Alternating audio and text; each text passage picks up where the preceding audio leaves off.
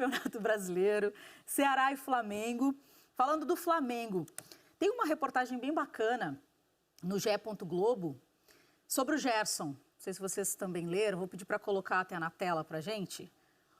Olha aí, ó. Com Domi, Coringa Gerson ganha ainda mais atribuições, mais próximo dos atacantes. Ele ganhou obrigações extras em campo desde a chegada do Domi, portanto. Além de marcar e dar qualidade na saída de bola, agora a exigência do técnico é também que ele chegue dentro da área para finalizar.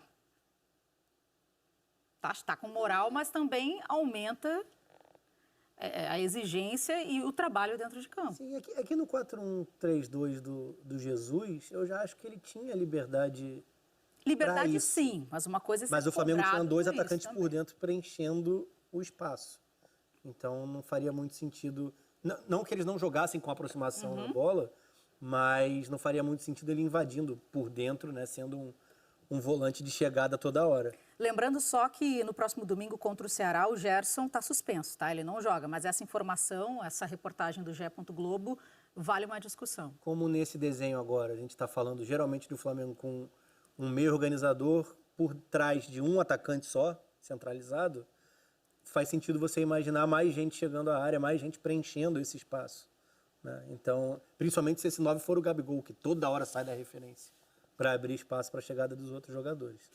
Então, eu acho que ele tem capacidade para isso. Quem lembra do Gerson surgindo no Fluminense, lembra de um jogador de terço final, um jogador de área, de definição, de finalização e de pouca participação no jogo, ou de pouca regularidade dentro dos jogos.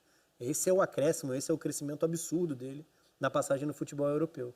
Então, ele volta muito mais completo. Então, ele continua tendo uma qualidade técnica, uma chegada à frente de muita qualidade, extremamente competente, mas hoje ele é muito mais senhor do jogo, de uma maneira geral. Ele entende muito mais o jogo e é muito mais capaz de desempenhar diferentes funções.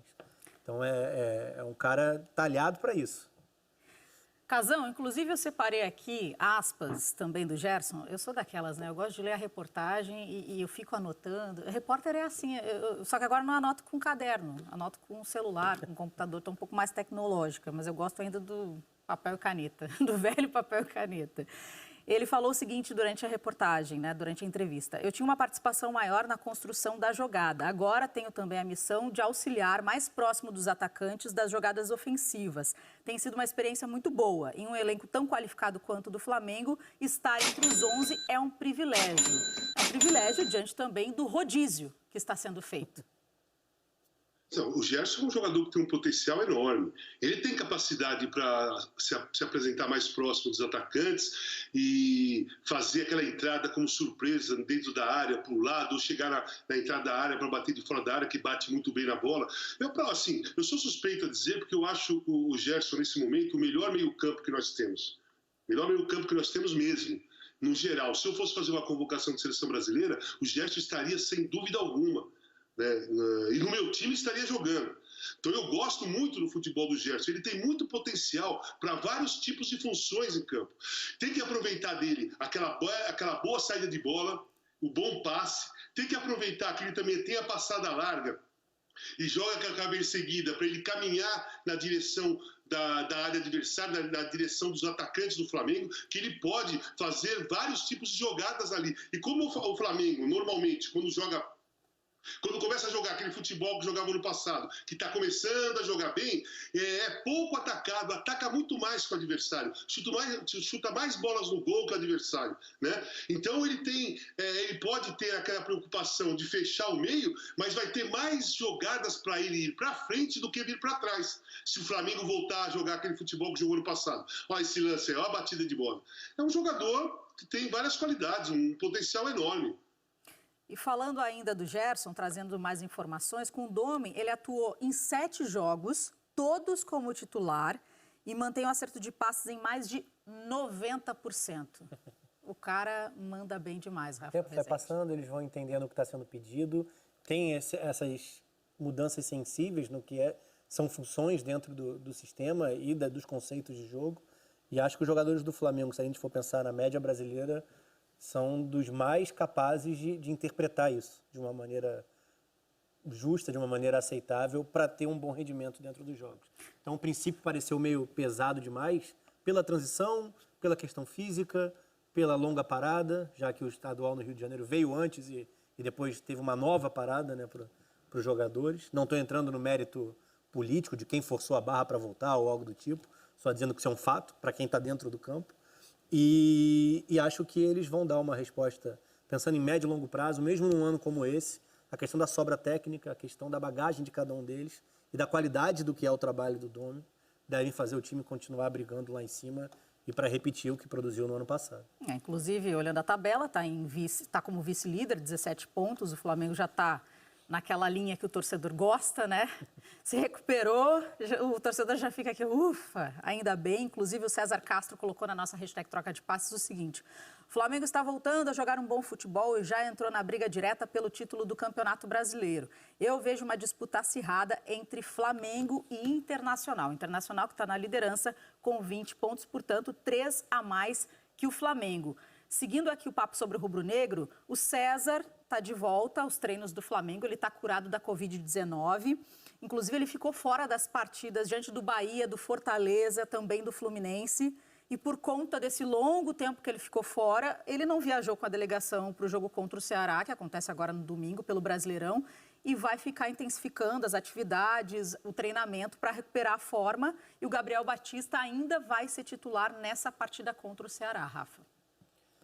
Bom, é uma boa notícia, ele está de volta. Sim, a resposta não foi tão boa do Gabriel num primeiro momento contra o Bahia, mas acho que passa ao largo essa questão para o Flamengo. O goleiro tem muito a ver com rodagem, com tempo de bola que vem dos jogos, então não é tão prático você ter um moleque tão jovem, uma posição tão específica, que exige o máximo possível de minutos dentro do campo para que ele dê uma resposta tão positiva tão rapidamente, né? Mas acho que o Flamengo está bem servido. Mesmo quem vem depois, né? O Neneca ainda é um goleiro que todo mundo fala muito bem lá dentro. Tá ouvindo bem, Casão? Tá ouvindo bem? Tá um pouco baixo. Tá baixo? Aumenta aí para nós o Casão aí, o retorno do Casão. Vou falar um pouco mais alto aí, Casão. Melhorou? Não precisa gritar, não. Fica tranquilo. Tô tentando fazer uma voz aqui, né? Um pouco mais alto para você. Mas em relação ao que o César colocou aqui, você concorda que o Flamengo já voltou a jogar um bom futebol? Já dá para ver a retomada do Flamengo e realmente essa briga direta pelo título que o torcedor realmente está acreditando? O Internacional está na liderança, mas o fato do Flamengo já estar como vice-líder é um bom resultado e já mostra um caminho de recuperação ou não? Sim, claro, o Flamengo está numa ascensão, está encontrando futebol, já está jogando bom futebol, está longe daquele do ano passado, mas também nem sei se vai jogar igual aquele ano passado. O ano passado foi maravilhoso, foi fantástico, mas está em ascensão. Eu acho que nesse momento, assim, eu acho que Flamengo e Inter são aqueles times que estão mostrando, nesse momento, mais força, mas eu acho que aí, entre a Grêmio, lá na frente, no segundo turno, acho que Grêmio também tem força para chegar, mas o Flamengo é o favorito do campeonato. Se voltar a jogar pelo menos 80% que jogou no passado, já tendo o título do ano passado, é a equipe a ser batida, né? O último campeão é sempre a equipe a ser batida. Então, eu acho que o Flamengo, sem dúvida alguma, independente de qualquer coisa, é um dos times que vai lutar pelo título. E, na minha opinião, é o favorito nesse momento. A gente já vai seguir para o Clássico Sansão, mas antes vou dar voz aqui para a hashtag Troca de Passes. Eu gosto quando vocês participam, mandam perguntas. Rafa, em tempo recorde, 1 minuto para você, para responder. O Paulo: Rafa, o Isla é melhor do que o Rafinha? Se sim, em que aspecto? Acho que ele é tão bom quanto. Pode dar uma resposta tão boa. A questão da bagagem, a questão do que disputou, em que nível disputou, ele compete nesse sentido. Acho que se encaixou muito rapidamente ao que é o jogo do Flamengo. É um lateral até de mais força física, se a gente for falar assim, por mais que já tenha uma idade avançada também.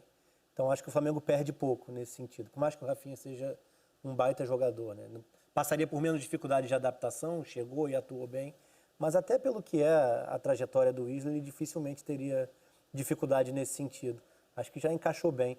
Um grupo com jogadores de qualidade, né? Que se entendem bem, que entendem o que está sendo passado, dificilmente vai ter alguém que vai bater e voltar de maneira... Nesse nível, né? Porque o Isla é um lateral internacional, enfim, de carreira consolidada em seleção e em clubes, treinado por Bielsa e Sampaoli, por exemplo, dentro de uma seleção chilena.